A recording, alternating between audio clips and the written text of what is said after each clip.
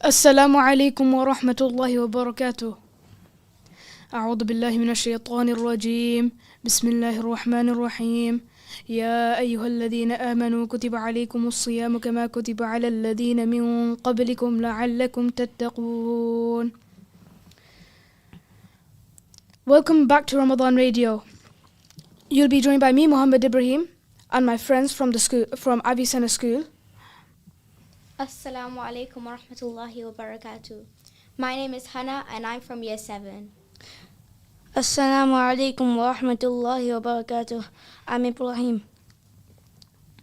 Today's talk is not a lecture or even a school assembly. It's just us talking honestly. Am I right? Yeah, just unfiltered, honest opinions. For me, it's just a nice opportunity to talk openly. So Ibrahim and Hannah, when people hear the word faith school, what do you think comes to mind? I've heard something saying about it being strict and students have no opinions. And I've also heard people say that we have literally no fun at any faith schools, but I don't think that's really true. Yeah, because we go to Sina School, which is true, innit?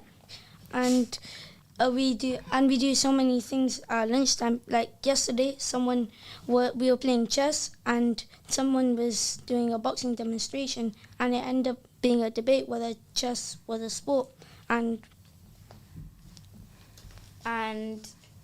at Avicenna we also have calisthenics lessons. Like most other faith schools, we aren't that boring. We do as much as any other faith normal school, but we do even more. Which is true, because we're not Islamic faith schools or even any other faith school, that we're not quiet. We're just respectfully loud. I'm right. Yeah, completely. Yeah. So let's begin with the rapid fire round 1, which is myth or truth. Okay? So, the first question, just quick answers. Faith schools are boring. Myth or truth? I believe that's a myth because I think faith schools are anything but boring. Students only study religion. I think that's a myth because in most Islamic schools and most schools we teach all the curriculum, but we also bring in religion, just not labeling it. Ramadan equals just hunger. Myth or truth? Myth, because Ramadan is about being patient and focusing on our actions. Okay. Excellent does not only mean grades. Myth or truth? Myth. Truth, sorry. Because it means how well you do, but also excellence can be shown in your character. Well, I think you lot have done really well on that round. Now that's the end of the first round. Now we'll move on to our first misconception. Our first misconception is going to be about structure or support. Okay, I have a question for you guys. Are faith schools restrictive? I think that's false because I recently joined Avicenna and I came from a non-Muslim school, and speaking from experience, I think there's quite a difference. I mean, Avicenna is much like any other faith schools, is more nurturing. And tell me if I'm wrong, but our head teacher, Mr. Ngora, if he needs to, he'll take us to the side calmly and ask us if we're okay and ask us if we're doing the right thing. Yeah, it's just clear expectation and a calm learning environment. And at many faith schools, respect is shown daily in many small ways, like apologizing nicely and just listening to each other. Exactly. Why don't we go on to the next misconception? One misconception I've heard quite a lot is that Muslim faith schools, we only teach religion, which I think is not true. Yeah, I don't agree with that because at many faith schools, faith is woven naturally into our days. That is correct. I remember in English we were reading a book. What was it? The boy who harnessed the wind. Yeah. I felt like I really connected with that character. I mean, the element of empathy between two human beings is just on another level. It's really powerful. Yeah, I think you're spot on with that answer, Ibrahim. Another thing is, I'm sure you both remember, but in Global Perspectives, we were looking at newspapers, and it's so crazy to see how two different sides of a story can be so different depending who it's coming from. Yeah. Yeah. So now we have our quick fire round 2. Would you rather? Okay. Would you rather fast in heat or have an exam week? I would rather fast in heat because just exam weeks are way too stressful, especially when you're fasting. Yeah, but I still go for exam week because you're recalling all your studies and it's helping you, and the stress doesn't have to get you if you don't let it. I personally agree with stress, like you don't let the stress get to you and how you recall. Our next question is, would you rather give up your phone or would you rather give up sweet desserts? I would definitely rather give up my phone because I don't even have a phone in the first place. I'd have to agree with Hannah. I don't have a phone in the first place. Me, the same with that, because I don't have a phone. Now the next question is, would you rather do homework before iftar or do homework after suhoor? I would definitely do it after suhoor because iftar time or before iftar time, I am way too tired to even focus.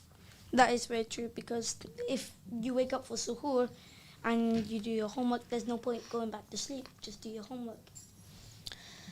I think it's just doing it before iftar, because at suhoor you're half asleep and I cannot do that. That's a good point. Now, would you rather smell samosas all day or hear crisps opening? I would rather hear crisp opening, mostly because as long as you're not smelling it, it's completely fine for me. Same for me. I would definitely rather hear crisps opening because I definitely like samosas way more. For me, I would rather smell samosas all day because I love the sound of crisps. That's how it is with me. Now, would you rather host Radio Weekly or lead an assembly? I would rather host Radio Weekly. I mean, we're doing it right now, and right now, alhamdulillah, it's fine. I also agree with you. I would definitely host Radio Weekly because if you're leading assembly, you're basically the main character. That is very true. For me, I'd rather host Radio Weekly too because it's just the same thing. Leading assembly, you're the main character, like you're operating how everything is. Now, we're going to go to our next misconception. Holistic school life. Yeah, many people believe that school life in a faith school is boring, nothing to do. But in reality, there's a lot of things to do. There are many activities and many different things to do.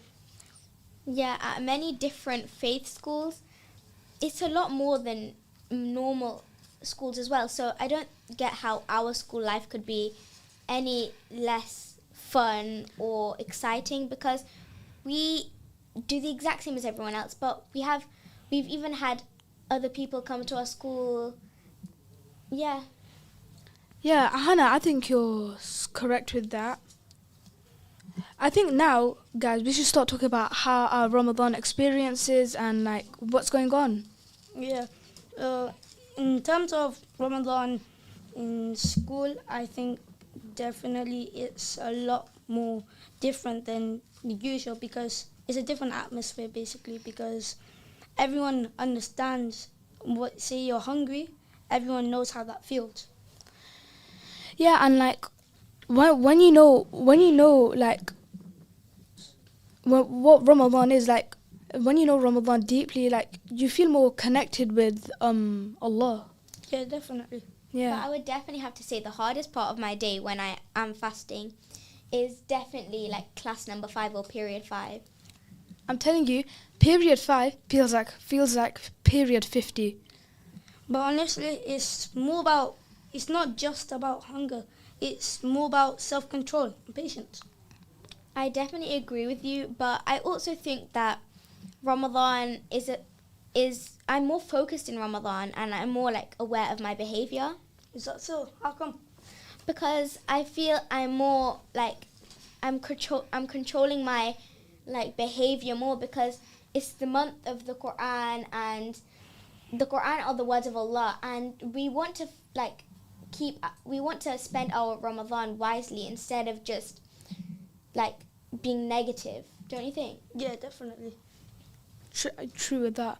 But Ibrahim, does that include when someone is opening crisps right next to you?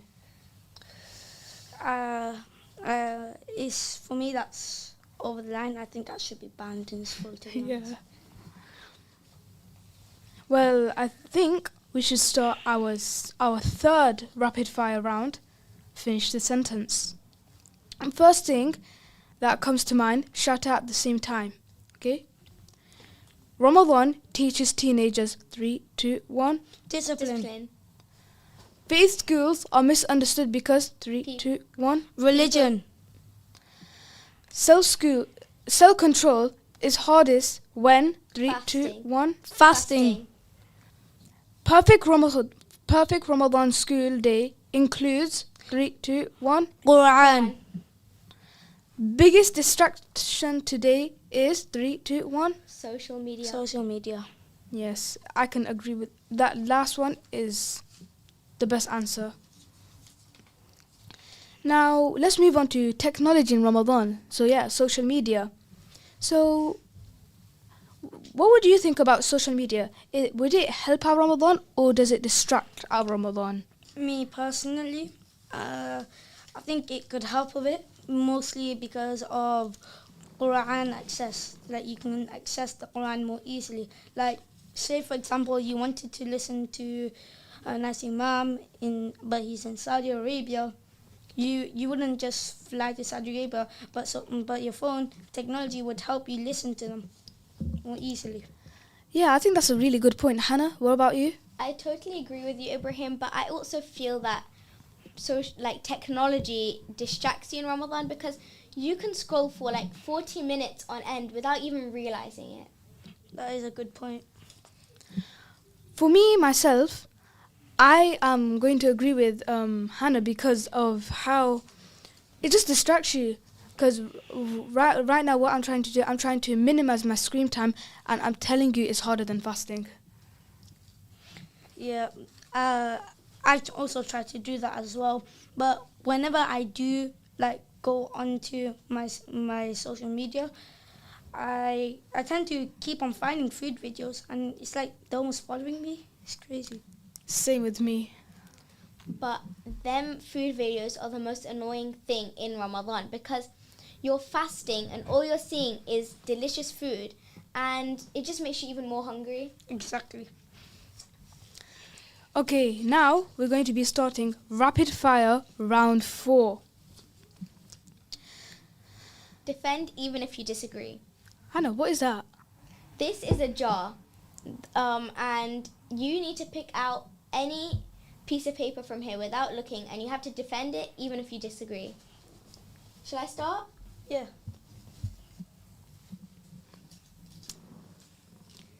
You have to get gifts on Eid. I think that because you've been fasting for an entire month and the least you deserve is at least one gift. Am I right? Yeah, that is true. I mean, you really do deserve it. Let's see what I get. Social media helps in Ramadan. I think it could help because, like I said, it's easier for Quran access and it can help you because say you're trying to find a word and you need to know how to pronounce it, and that social media could help you quite a lot. I definitely agree with you. So should we have one more turn? Yeah, sure, why not? Okay. Fasting improves focus. I definitely agree with that one because, as I said before, focus and fasting basically go hand in hand because you want to be even more focused in Ramadan because it's the month of the Quran, so you only want to focus that on like reading the Quran instead of getting lost with social media. Yeah, that is very true. Yeah. Shall I have one more go? Go on.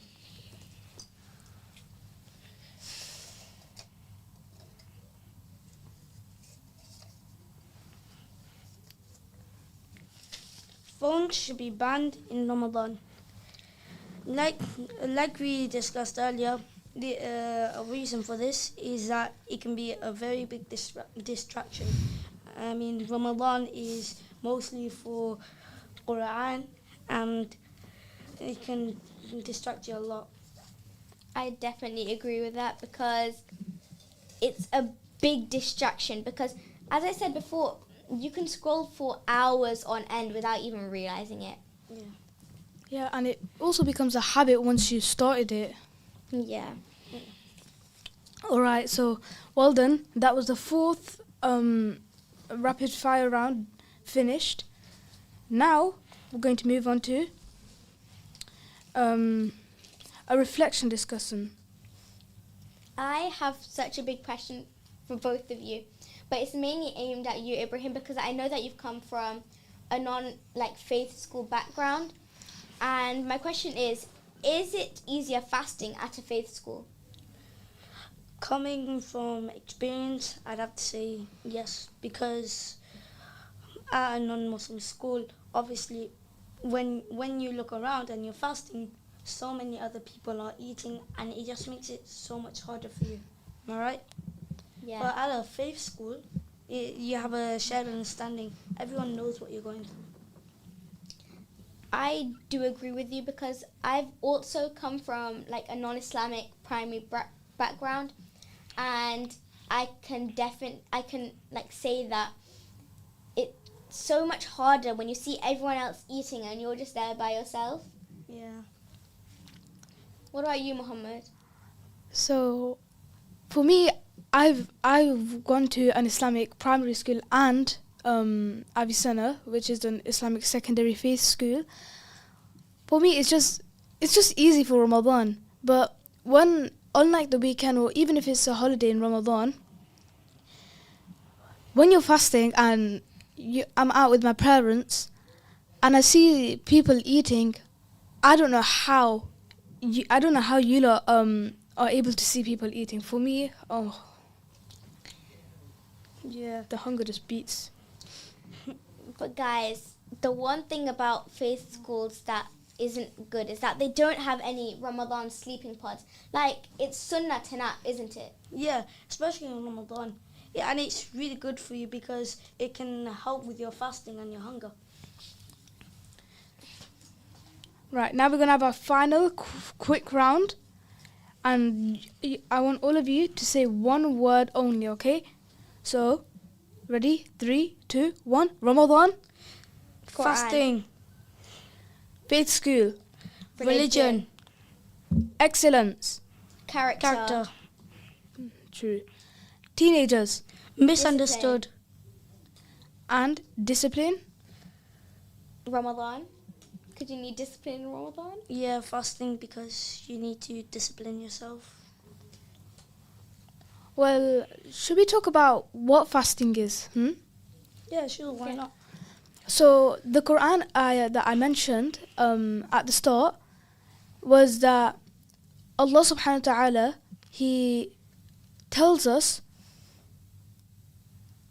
to He commands us to fast, and He says that how people have done it before, and He says that he sees that it will grow in consciousness of Allah. Yeah. Also, we don't always, when you're fasting, you're so much more conscious of the world around you because you remember like how much people that aren't as fortunate as you have to go through. Yeah. Do you guys remember? I remember in English we were it was based about Ramadan, and we watched that video of 3 non-Muslims, and they were trying fasting for the first time. Yeah, and what was so crazy is that one of them said that they could actually smell bananas. Yeah, that was hilarious. Yeah, everyone burst out laughing, but in the story is that it opened up your senses at the same time. It opens up your awareness. Yeah, that is so true, because we have to be grateful, because there are also people out there that I'm not even sure if they even get iftar. Yeah. And another thing is that some children might get iftar, but they might not even have any family to spend it with. Yeah. So why don't we talk about like how all of us celebrate Eid? Yeah. Because there are lots of different ways people celebrate Eid. Mohammed, you want to start? So I start off by waking up, and that's when I start waking my parents up. And then that's when I go to have my shower, I get ready, and I cut my nails. And that's when I go for Eid Salah. And Eid Salah, it's just, tell me if I'm wrong, Eid Salah is just it's so good, because like you're around people. Yeah. And like, you're able to socialize at the masjid with so many other people. yeah, and it's good to show, and it's do any of you lot do Eid Salah at Victoria Park? I've done it once or twice, maybe. But it's just good to show that like a Muslim, how our Muslim community is just how we socialize. And Yeah. yeah. Alhamdulillah. And Eid Salah, obviously, most people, they wear the cultural stuff, the nice stuff, and it just shows that how many cultures there are within the community. For me, I wear the classic jubba with the nice perfume. Alhamdulillah, that's really nice. What about you, Ibrahim? I tend to also wear jubba, a nice blazer or jacket with an imama on my head. MashaAllah. For Hannah? Eid, I basically wake up, and my brother and my dad have already gone for like Eid Salah. So it's just all of the ladies in our house. We're just preparing for everyone to come round, and we're just making all the Eid, like the preps, and really we just have even more time to get ready before anyone comes. Yeah, it's really nice to get the other side of how people spend their Eid. Yeah. Ibrahim, you haven't told us how you spend your Eid. Yes. So normally we wake up. Sometimes we go to the early Eid Salah, and we pray. And we go to the Eid Salah. Me, my brother, and my dad. And when we come back, we usually tend to have a breakfast together, and with and usually the drink that mostly everyone has is Eid milk. And after our breakfast, my mum and my sister usually tend to get ready, and so does me, my brother, my dad. And then what we do, we go to all the daddies and all our relatives' house, and we do sort of like rounds to everyone's house, stay there for like half an hour, 40 minutes, and just to like see how everyone is during that day before. And then finally we go off to my Massey's house, and we normally just tend to catch up and chill over there. Wow, that's a really long day. Yeah. That must be fun. And I know we're fasting, but we have to talk about this. What do we eat on Eid? Like I already said, I eat Eid milk, we also eat like pastries normally, and watermelon, different types of fruit. And when we go all around to the round, usually I tend to get from my daddy's. I usually tend to get some sweets from my daddy's, and normally I have a sweet tooth on that day. Oh, that is so nice. Does anyone have biryani? Me. We have only sometimes we have biryani though, but mostly at breakfast when like everyone comes to our house, we tend to sometimes have nihari, which is like a lamb curry. And is it just me, or is like one of the main things you're looking forward to on Eid the gifts? Oh yeah, definitely. I look forward to the food. Biryani, curry, yum. Yeah, the food is very nice, but for me, it's the gifts that top it up. I mean, the gifts that we get. I mean, it's just like when we ask from our family for gifts, it's like the gifts that we really want. That's the gifts that I usually tend to get on Eid. I remember last Eid, who likes Eid biscuits? Oh yeah, I definitely do. Yeah, Eid biscuits are just nice. Like last year, I remember this was like coming to the end of Ramadan. We were preparing for Eid, and I smelled those Eid biscuits. Oh my gosh, you don't know how hungry I was. Muhammad, why don't we? Hello?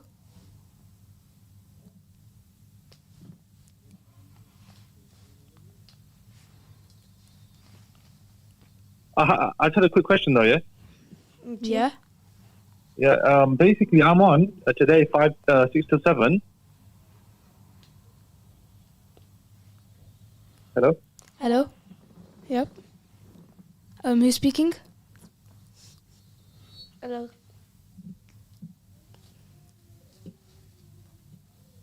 Hello. Sorry. Hello?